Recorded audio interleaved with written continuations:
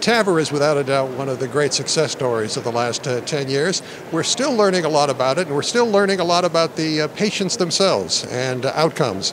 There is a paper coming up in the April 22nd issue of JACC. It is on the sex-related comparisons of TAVR and SAVR. And so I'm talking with Dr. Mathew Williams, who is from Columbia University Medical Center in New York and the co-director of the valve program there. A great paper, because there was a variety of different things that I didn't know when I read this paper. This is from the partner trial. This is analysis from that, correct? Yeah, that's correct. This is from the randomized trial looking at surgery versus TAVR in patients that were deemed to be high risk for surgery.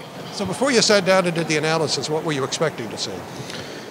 Well, we actually didn't know. I mean, what we know historically is that surgery is a higher risk factor in women with aortic stenosis. So, and that actually, one of the reasons that their STS score is higher is because female sex counts against the STS score. So we were expecting maybe they were going to be higher risk. So what did you actually find? We actually found that women did better with transcatheter valve than with surgical valve replacement, whereas men did similarly between surgical and transcatheter valve replacement. So it's optimistic on both sides of it. It's really optimistic for the female patients. Do you have any idea why?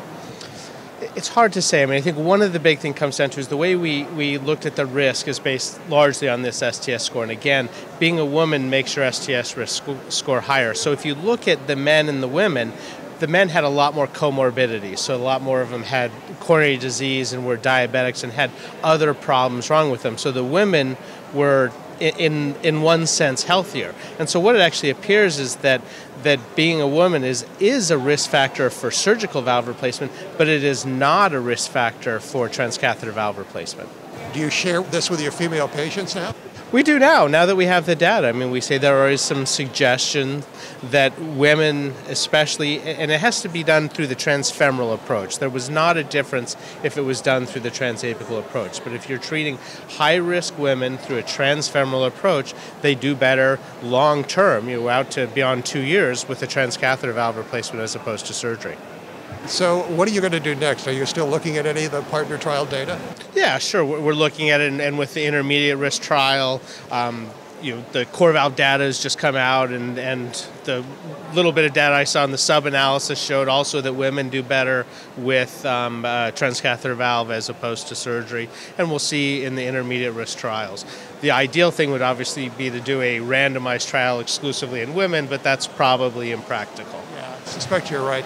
But I think overall, the results tend to be encouraging, because for men it's kind of equal, and for women it's even more so in terms of it's more optimistic with them if they have the less invasive approach.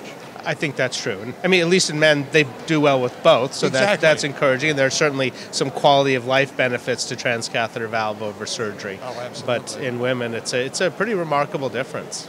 Now, this is in the April 22nd issue of JACC, so please take a look at the paper by Williams et al. It's a sub-study of the partner trial on the sex-related differences between TAVR and SAVR.